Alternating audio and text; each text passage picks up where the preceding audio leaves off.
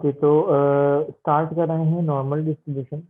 सबसे पहले तो नॉर्मल डिस्ट्रीब्यूशन समझते हैं कि वो होता क्या है। अगर कोई डेटा लेट्स से मुझे वो बोल रहा है कि मेरा डेटा, अगर कोई भी डेटा नॉर्मल डिस्ट्रीब्यूटेड है तो उसका मतलब क्या होता है। नॉर्मल डिस्ट्रीब्यूटेड का मतलब है कि मेरे पास डेटा का मीन मुझे पता होता है ना, ठीक है। कोई भी डेटा है उसका मैं मीन निकाल सकता हूँ। तो नॉर्मली डिस्ट्रीब्यूटेड का मतलब ये है कि जितना डेटा मेरा एक साइड पे है उतना ही डेटा मेरा मीन के दूसरी साइड पे, यानी मीन के दोनों तरफ मेरा डेटा इक्वली डिस्ट्रीब्यूटेड है। उस तरह के डेटा को बोलते हैं नॉर्मली डिस्ट्रीब्यूटेड, ठीक है। नॉर्मली डिस्ट्रीब्यूटेड डेटा, तो बेसिकली नॉर्मल डिस्ट्रीब्यूशन में जो है हम लोग प्रोबेबिलिटीज ही कैलकुलेट कर रहे होते हैं।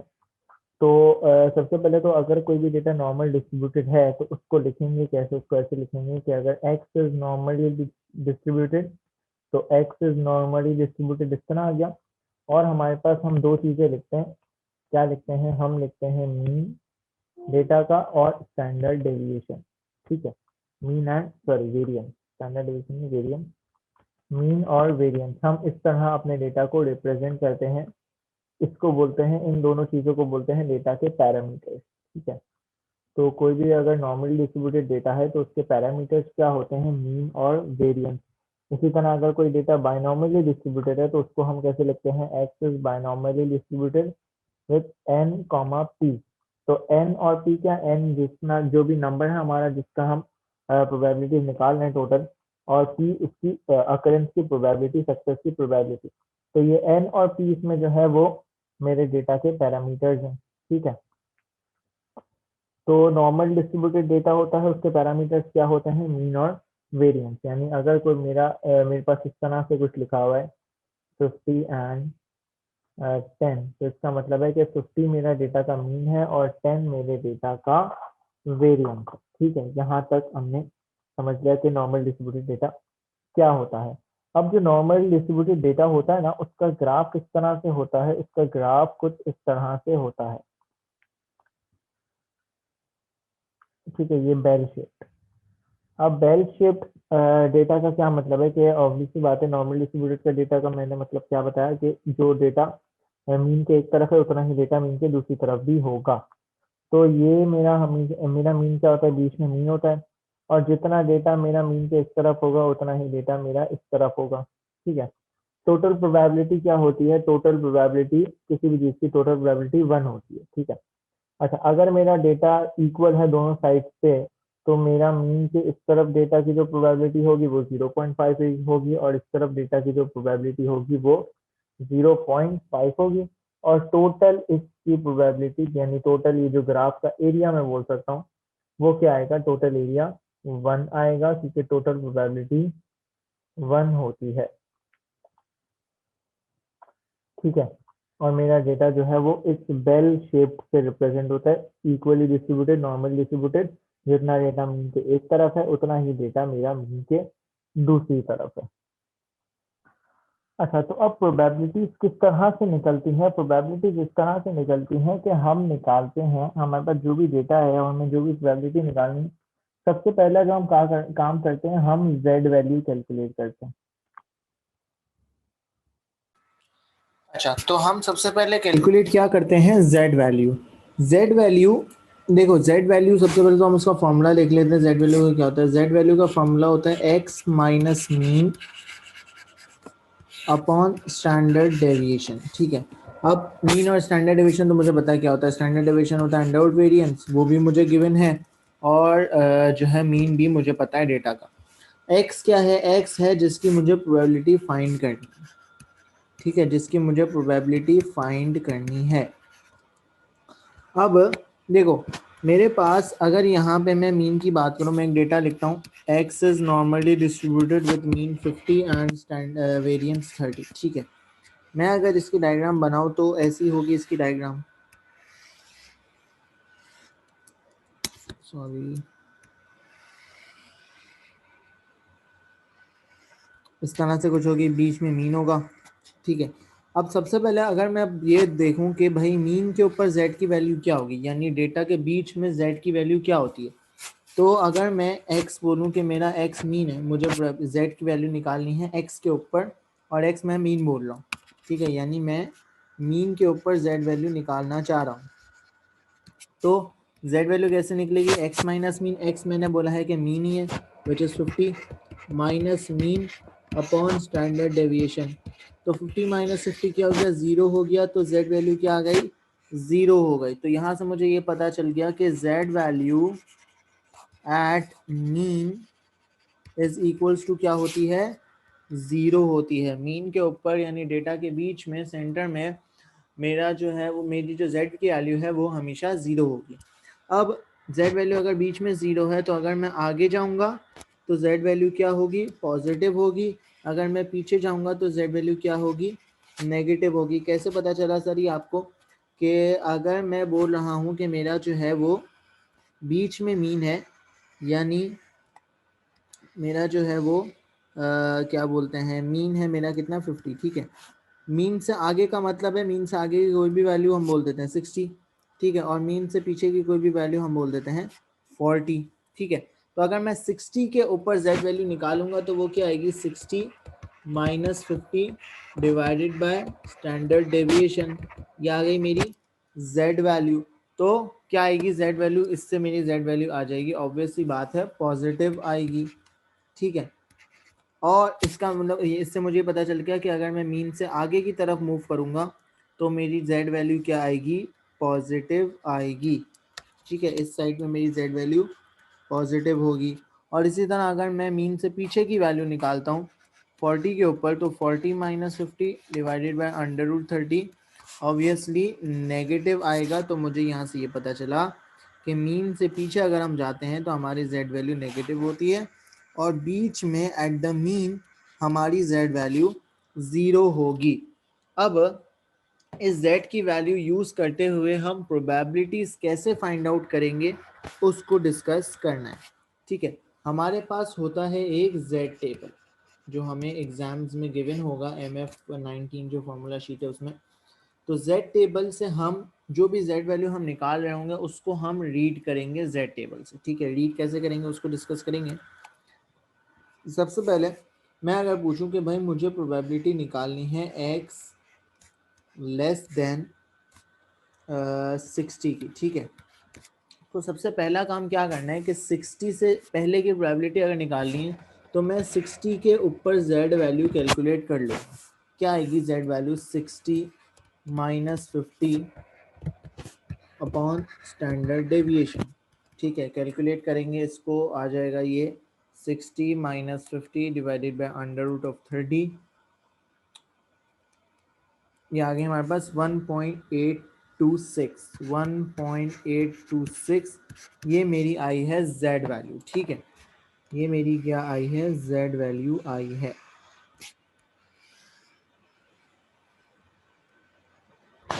यानी 60 के ऊपर मेरी z वैल्यू क्या आ गई, 1.826। अच्छा, जब मैं इस z वैल्यू को z टेबल से रीड करके प्रोबेबिलिटी निकालूंगा ना, तो जब भी हम z वैल्यू को z टेबल से रीड करते हैं, हम जिस वैल्यू पे भी z वैल्यू को z टेबल रीड कर रहे होंगे, हमें उससे हमेशा पीछे की प्रोबेबिलिटी पता चलेगी। हमेशा हमें उससे पीछे की प्रोबेबिलिटी पता चलेगी, क्योंकि अभी हम z टेबल खोलूंगा मैं तो उसमें देखेंगे कि z टेबल में जो है वो सिर्फ z टेबल्स की क्या लिमिटेशंस हैं, z वैल्यूज जो हैं वो उसमें सिर्फ और सिर्फ पॉजिटिव होंगी, ठीक है। इसलिए हमारे पास अगर z वैल्यू नेगेटिव भी आ रही होगी तो हम उसको पॉजिटिव ही रीड करेंगे और उसके बाद उसको आंसर को थोड़ा बहुत चेंज करेंगे तो हमारा फाइनल आंसर आ जाएगा, ठीक है। तो पहली बात, z टेबल में हमेशा सिर्फ और सिर्फ पॉजिटिव वैल्यूज होंगी, और दूसरा z टेबल में हमेशा जो प्रोबेबिलिटी हमारे पास आएगी, जो भी हम प्रोबेबिलिटी फाइंड आउट होगी हमारे पास z टेबल से, वो हमेशा 0.5 से ज़्यादा होगी, ठीक है। z टेबल में प्रोबेबिलिटीज जो है वो होती ही 0.5 से ज़्यादा हैं। क्यों ज़्यादा होती हैं, क्योंकि z वैल्यूज़ अगर पॉजिटिव हैं और z वैल्यू अगर मैं रीड करता हूँ तो जो भी मैं z वैल्यू रीड कर रहा होता हूँ उससे पीछे तक का एरिया आता है, मेरे पास प्रोबेबिलिटी आती है। तो अगर मैं z वैल्यू रीड कर रहा हूँ 1.826 पे और मुझे पास आंसर आएगा 1.2826 से पहले का जितना भी मेरे पास प्रोबेबिलिटी होगी, या मैं एरिया बोल दूँ, इस डायग्राम का जो एरिया है वो आएगा, तो 1.826 से पीछे कितना रीजन आ रहा है, ये पूरा रीजन आ रहा है, तो क्या ये आंसर 0.5 से कम होगा या ज़्यादा होगा? ऑब्वियसली बात है 0.5 से ज़्यादा ही होगा, क्योंकि मेरा एक पूरा हाफ 0.5 और उससे थोड़ा सा ज़्यादा ये वाला पार्ट, तो जाहिर सी बात है 0.5 से ज़्यादा ही आंसर आएगा। तो क्योंकि z वैल्यूज़ z टेबल में सिर्फ पॉजिटिव z वैल्यूज़ होती हैं और हमारे पास जो आंसर आता है वो उससे पीछे तक का आता है, ठीक है, यानी मेरे पास प्रोबेबिलिटी आएगी z लेस देन 1.826 की। तो पॉजिटिव है और लेस देन एरिया आ रहा है, इसलिए हमेशा हमारा आंसर 0.5 से ज़्यादा ही आएगा, ठीक है। यहाँ तक बात क्लियर हो गई। अब हम z टेबल ओपन करेंगे और उसको देखेंगे कि उसको हमें किस तरह रीड करना है। ओके, तो नाउ लुक, हमने क्या बात की कि हमारे पास जो है वो z वैल्यूज़ जो हैं वो सिर्फ पॉजिटिव में होती हैं। We can see here that हमारे पास z वैल्यूज़ जो हैं वो सारी पॉजिटिव में हैं, ठीक है। और अब देखो यहाँ पे ये z वैल्यू, यहाँ पे कोई नंबर्स लिखे हुए हैं, यहाँ पे कुछ नंबर्स लिखे हुए हैं और बीच में ये कुछ नंबर्स हैं। तो इन सबको अभी हम डिस्कस करते हैं कि ये क्या चीज़ें हैं। अच्छा, अब z वैल्यूज़ पॉजिटिव में है और प्रोबेबिलिटीज़ देखो स्टार्ट कहाँ से हो रही है, सबसे पहली प्रोबेबिलिटी ही 0.5 है और बाकी सारी प्रोबेबिलिटीज़ 0.5 से ज़्यादा हैं। और देखो 0.5 जो प्रोबेबिलिटी है वो z वैल्यू किस पे आ रही है, 0 0, ठीक है, 0 पे आ रही है। अच्छा, इसको रीड कैसे करते हैं वो अभी देखेंगे, पहले मैं सिर्फ ये समझा रहा हूँ कि देखो 0.5 जो प्रोबेबिलिटी है वो कहाँ पे आ रही है, z 0 पे आ रही है, ठीक है। ये तो कोई भी बता सकता है ना, अगर जिसको नहीं भी पता तो ये भी 0 है, ये भी 0 है। इसका मतलब है कि z वैल्यू 0 पे हमारी प्रोबेबिलिटी कितनी आ रही है, 0.5 आ रही है। तो मैं अगर बोल रहा हूँ कि z 0 यहाँ पे है बीच में, जहाँ मीन होता है बिल्कुल सेंटर में, तो अगर मैं z इक्वल्स टू 0 को z टेबल से देख रहा हूँ और हमने बोला कि जब भी हम z टेबल रीड करते हैं तो हम जो भी z वैल्यू रीड कर रहे होते हैं उससे पीछे की प्रोबेबिलिटी आती है। तो z इक्वल्स टू 0 से पीछे कितनी प्रोबेबिलिटी है, ये पूरा हाफ रीजन आ जाएगा और ये पूरे हाफ रीजन की प्रोबेबिलिटी क्या होती है, 0.5 होती है। इसीलिए z 0 पे हमारे पास प्रोबेबिलिटी क्या शो हो रही है, 0.5 शो हो रही है। अब इस z टेबल को रीड कैसे करते हैं, हमें अगर लेफ्ट से रीड करनी है, इसी सवाल में 1.826 हमें रीड करना है। तो अब इसको हम ब्रेक करेंगे, कैसे ब्रेक करेंगे, सबसे पहले हम 1 डेसिमल प्लेस नंबर देखेंगे, क्या है 1.8। तो हम 1.8 यानी 1 डेसिमल प्लेस नंबर ढूंढेंगे, कहाँ पे, यहाँ पे। कहाँ है 1.8, कहाँ है, यहाँ पे है, ये रहा 1.8, ठीक है। उसके बाद क्या है, उसके बाद है 1.82। तो 1.82 के बाद जो सेकंड डेसिमल प्लेस है वो हम ढूंढेंगे यहाँ पे, ये फर्स्ट डेसिमल प्लेस है, ये जो नंबर्स हैं वो सेकंड डेसिमल प्लेस है, ठीक है। तो यहाँ पे हमने देख लिया 1.82। अब 1.8 और 2 इन दोनों की लाइन में हम देखेंगे कि हमें कहाँ पे ये दोनों मिल रही हैं, 1.8 की लाइन और 1.82 की लाइन, ठीक है। 1.8 की लाइन ये रही और 1.822 जो है वो यहाँ पे आ रहा है। तो ये दोनों कहाँ पे इंटरसेक्ट कर रही हैं, ये इस नंबर पे आ रहे हैं, तो हमने इसको मार्क कर दिया। हमारा नंबर क्या बन रहा है, 0.9656, अभी तक ये बना है। लेकिन अभी हमारे पास एक और चीज़ है, 6 भी है थर्ड डेसिमल प्लेस। तो ये जो नंबर है, जो लास्ट में नंबर है, ये जो लास्ट वाला ब्लॉक है, ये होता है थर्ड डेसिमल प्लेस का। फिर हमने क्या किया, हमने जो है वो देख लिया कि 1.82 यहाँ तक हो गया और अब 6 है, तो यहाँ पे हम ढूंढेंगे 6 ये रहा, और 6 वाले नंबर्स की लाइन क्या है, ये रही। तो इसी लाइन में हम और आगे चले गए, तो 6 पे क्या आ रहा है, ये आ रहा है, और ये नंबर क्या है, 4। क्या नंबर है, 4। यानी अब मैं क्या लिखूंगा, अब मेरे पास ऑलरेडी नंबर क्या था, 0.9656, 0.9656 और थर्ड डेसिमल प्लेस का आंसर था हमारे पास 4। तो हम इसमें 4 ऐड कर देंगे, 4 ऐड कर देंगे। 1 डेसिमल और 2 डेसिमल प्लेस की लाइन में जो नंबर आ रहा होगा, जो इंटरसेक्ट हो रहा होगा, वो हमारा हम नंबर लिख लेंगे और थर्ड डेसिमल प्लेस पे जो नंबर आ रहा होगा उसको हम ऐड कर देंगे। तो ये 6 + 4 कितना हो गया 10 और ये 6,690 पॉइंट क्या आया आंसर 0.9660 0.9660 यानी ये पूरी जो प्रोबेबिलिटी है वो क्या है 0.9660 यानी probability of x less than 60 कितनी आ गई 0.9660 ये हमारी प्रोबेबिलिटी आ गई लेस देन 60 की।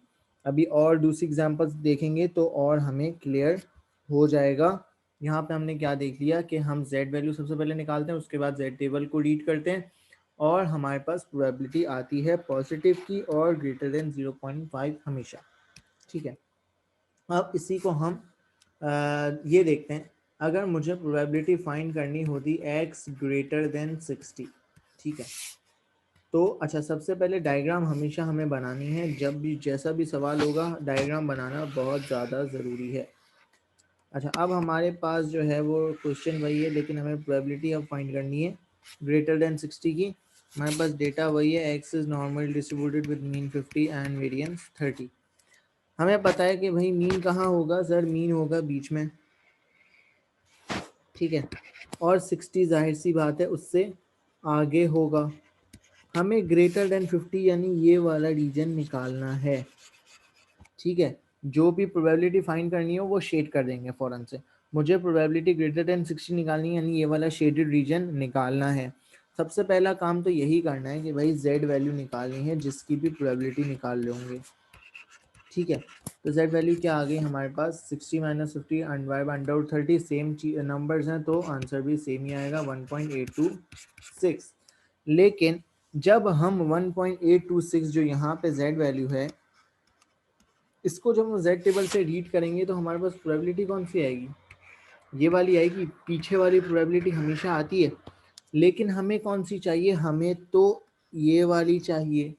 तो अगर मेरे पास इससे पीछे की प्रोबेबिलिटी आ गई है और मुझे उससे आगे की प्रोबेबिलिटी चाहिए, तो अगर ये वाला रीजन 0.966 है तो ये वाला कितना होगा सर, टोटल प्रोबेबिलिटी 1 होती है। आप एक काम करें 1 में से इसको माइनस कर दें तो आपके पास ग्रेटर देन 60 की प्रोबेबिलिटी आ जाएगी 0.034 हमारे पास आंसर आ जाएगा। ठीक है, तो सबसे पहले क्या करना है, जो भी सवाल है हमें शेडिंग कर देनी है डायग्राम बना के कि भाई इससे आगे की प्रोबेबिलिटी चाहिए या इससे पीछे की प्रोबेबिलिटी चाहिए। देखो z टेबल से हमेशा 0.5 से ज़्यादा एरिया निकलेगा। यहाँ पे मुझे छोटा वाला एरिया चाहिए था, आगे वाला एरिया चाहिए था। मैं जब z टेबल से रीड करता हूँ तो मेरे पास 0.5 से ज़्यादा वाला एरिया आता है। तो अगर मुझे 0.5 से कम वाला एरिया चाहिए तो मैं उसके लिए 1 से माइनस कर दूंगा अपने आंसर को। अपने डायग्राम से जब भी डायग्राम बना लेंगे तो खुद ही चीज़ें समझ आ जाएंगी। ठीक है, हमने क्या किया, लेस देन 60 अगर चाहिए था तो हमने डायरेक्ट z टेबल से रीड कर लिया, जो आंसर था वो हमारा फाइनल आंसर हो गया। अगर ग्रेटर देन 60 चाहिए था तो हमने उसके लिए 1 से माइनस कर दिया। ठीक है, ये दो केसेस हो गए। अच्छा उसके बाद अब अगर मुझे प्रोबेबिलिटी फाइंड करनी है x लेस देन हम बोल देते हैं 45। ठीक है, मुझे प्रोबेबिलिटी फाइंड करनी है x लेस देन 45 की, नहीं पहले ग्रेटर देन 45 की करते हैं। ठीक है, तो अच्छा सबसे पहले तो 45 को डायग्राम बना लेंगे हम। 50 बीच में है, 45 जाहिर सी बात है इससे पीछे होगा, नहीं 45 नहीं 35 कर दें। 35 ऑब्वियसली 50 से पीछे होगा और ये ग्रेटर देन बोल रहा है यानी मैं इससे आगे शेड कर दूंगा। ठीक है, यानी मुझे 35 से ज़्यादा की प्रोबेबिलिटी चाहिए। अच्छा सबसे पहले तो हम निकालेंगे z वैल्यू। ठीक है, z वैल्यू आएगी 35 - 50 divided by standard deviation. 35 - 50 divided by standard deviation, हमारे पास आंसर आ गया -2.7। हमारे पास आंसर आ गया -2.739। अब अगर हम z टेबल पे जाते हैं तो सर z टेबल पे तो नेगेटिव वैल्यूज हैं ही नहीं, तो हम क्या करेंगे फिर, तो z वैल्यू नेगेटिव में नहीं है तो जाहिर सी बात है भाई, नहीं है तो हम कुछ नहीं कर सकते, हमें पॉजिटिव ही रीड करनी पड़ेगी, हमें पॉजिटिव ही रीड करनी पड़ेगी, तो हम रीड करेंगे पॉजिटिव। ठीक है। अच्छा, अब मुझे एक बात बताओ कि दूसरा काम हमें क्या करना होगा सवाल में, हमें ये देखना होगा कि हमें जो प्रोबेबिलिटी फाइंड आउट करनी है, जो शेडेड एरिया हम जो रीजन हमने शेड किया है एरिया प्रोबेबिलिटी के लिए, वो 0.5 से ज़्यादा है या 0.5 से कम है। अगर देखो z वैल्यू तो हमेशा पॉजिटिव रीड होगी, ठीक है, कुछ भी हो जाए हमेशा हम z वैल्यू पॉजिटिव रीड करेंगे। अगर हमारे पास जो रीजन शेड हुआ है वो 0.5 से ज़्यादा है, क्या मतलब हुआ कि ये जो रीजन शेड हुआ है ये कौन सा रीजन है, ये 0.5 से कम एरिया आएगा या 0.5 से ज़्यादा आएगा? सर 0.5 तो ये आधा होता है, 0.5 तो आधा होता है, तो इतना सा रीजन ही जो है वो 0.5 हो जाएगा। हमारे पास ये थोड़ा सा और भी आ रहा है, तो जाहिर सी बात है 0.5 से ज़्यादा एरिया आएगा इसका आंसर, 0.5 से ज़्यादा प्रोबेबिलिटी आएगी।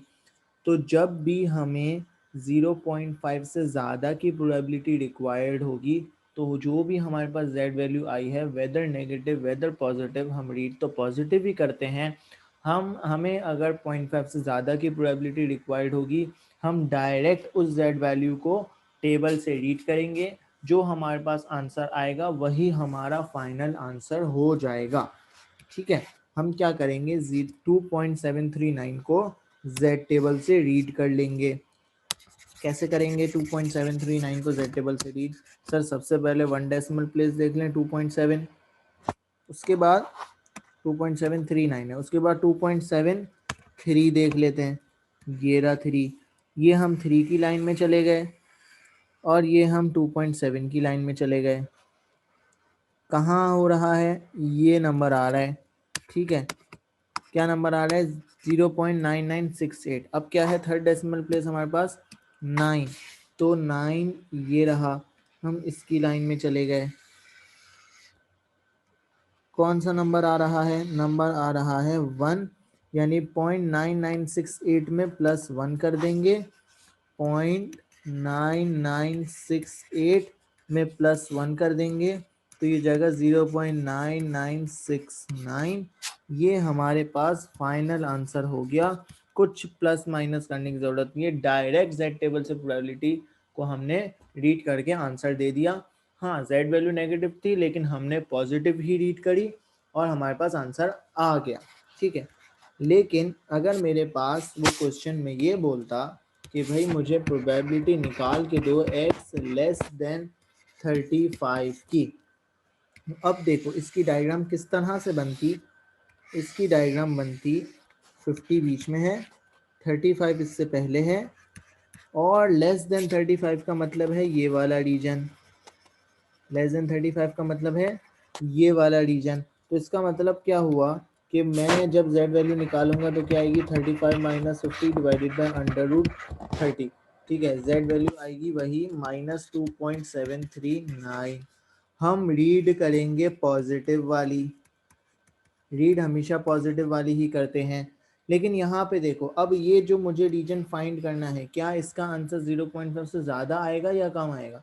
सर ये तो छोटा सा रीजन है, आधे से भी कम है बिल्कुल, तो जाहिर सी बात है इसका आंसर 0.5 से कम आएगा। तो जब 0.5 से ज़्यादा एरिया रिक्वायर्ड होता है तो हम क्या करते हैं, डायरेक्ट z टेबल से रीड करके आंसर देते हैं। लेकिन अगर 0.5 से कम एरिया रिक्वायर्ड होता है, जब 0.5 से कम एरिया रिक्वायर्ड होता है तो हम क्या करते हैं, हम अपने आंसर को 1 से माइनस करते हैं, हम अपने आंसर को 1 से माइनस कर देते हैं, तो हमारे पास फाइनल आंसर आ जाता है 1 माइनस 0.9969, ये आ जाएगा हमारे पास 0.0031। जब भी 0.5 से ज़्यादा का एरिया रिक्वायर्ड होगा हम डायरेक्ट z टेबल रीड करेंगे,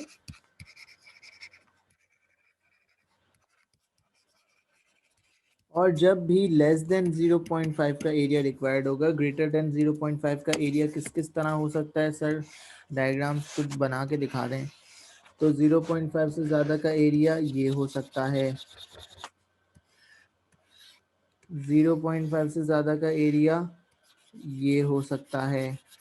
ठीक है, तो जब भी 0.5 से ज़्यादा का एरिया रिक्वायर्ड होगा हम डायरेक्ट जेड टेबल से रीड करके आंसर दे देंगे।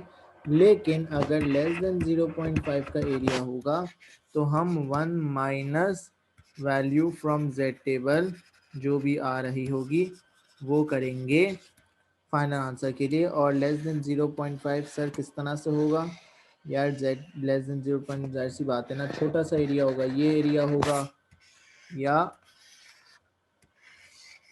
ये एरिया बन रहा होगा। ये 0.5 से कम एरिया को रिप्रेजेंट करते हैं। तो जो भी सवाल होगा सबसे पहले हम जो है मीन मार्क करेंगे, जो प्रोबेबिलिटी फाइंड करनी है वो मार्क करेंगे। लेस देन मार्क करना है तो पीछे वाला शेड कर देना, ग्रेटर देन मांगना है तो ज़्यादा वाला शेड कर देंगे। और फिर हम जेड वैल्यू निकालेंगे, देखेंगे 0.5 से कम एरिया चाहिए या ज़्यादा चाहिए। अगर ज़्यादा चाहिए होगा तो 1 से माइनस नहीं करेंगे, डायरेक्ट आंसर दे देंगे। और अगर लेस देन 0.5 होगा तो 1 से माइनस कर देंगे। ठीक है, अच्छा इसको अगर हम समराइज कर दें, ठीक है, तो अगर एक शीट पे हमें देख के ये आइडिया लगाना हो कि भाई क्या हो रहा है, तो अगर प्रोबेबिलिटी x ग्रेटर देन है, ठीक है, x ग्रेटर देन है और हमारे पास जो है वो ग्रेटर देन a है और z वैल्यू पॉजिटिव में आ रही है, ठीक है, नहीं लेस देन a है कोई भी है और z वैल्यू पॉजिटिव में आ रही है, तो इसका मतलब क्या है कि a यहाँ पे है होगा और लेस देन a है, z पॉजिटिव में आ रहा है, तो हम डायरेक्ट आंसर दे देंगे। ठीक है, डायरेक्ट प्रोबेबिलिटी निकल जाएगी हमारी। ठीक है, लेकिन अगर probability x less than a है और z नेगेटिव में आ रहा है, यानी इस तरह से कुछ हो रहा है,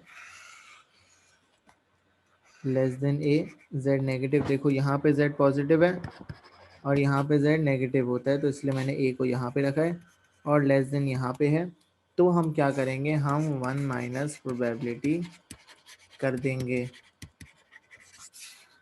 इसी तरह अगर ग्रेटर देन है, z वैल्यू पॉजिटिव में आ रही है, तो ग्रेटर देन है और z वैल्यू पॉजिटिव में आ रही का क्या मतलब है, z वैल्यू पॉजिटिव यहाँ होती है और ग्रेटर देन का मतलब है ये। ठीक है, तो हमारे पास 0.5 से कम एरिया है तो हम 1 माइनस प्रोबेबिलिटी करेंगे। और अगर हमारे पास ग्रेटर देन a है और z वैल्यू नेगेटिव में आ रही है, तो इसका मतलब ये है कि z वैल्यू नेगेटिव, z पीछे की तरफ है, a पीछे की तरफ है और ग्रेटर देन का मतलब ज़्यादा यहाँ आगे और 0.5 से ज़्यादा प्रोबेबिलिटी है, तो डायरेक्ट प्रोबेबिलिटी हमारा आंसर हो जाएगा। ठीक है, तो इसके जो है वो कुछ एग्जाम्पल क्वेश्चंस हैं, इसको मैं लिख देता हूँ क्योंकि पास पेपर्स में जो है वो इससे ज़्यादा भी हैं और भी चैप्टर बाकी है अभी, तो उसको हम नेक्स्ट वीडियो में डिस्कस करेंगे। अभी जो तो हमने पढ़ा है उसके कुछ क्वेश्चंस यहाँ पे मैं लिख देता हूँ ताकि आप लोग जो है वो उसको देख लो और फिर उसको सॉल्व कर लेना। उसके बाद फिर हम जो है वो इसका जो नेक्स्ट कॉन्सेप्ट है उसको डिस्कस करेंगे। तो ये 2 क्वेश्चंस हैं, एक क्वेश्चन के 4 पार्ट्स हैं, एक क्वेश्चन के 7 पार्ट्स हैं, तो इनको सॉल्व कर लेना और फिर जो है वो इसको हम फर्दर डिस्कस करेंगे।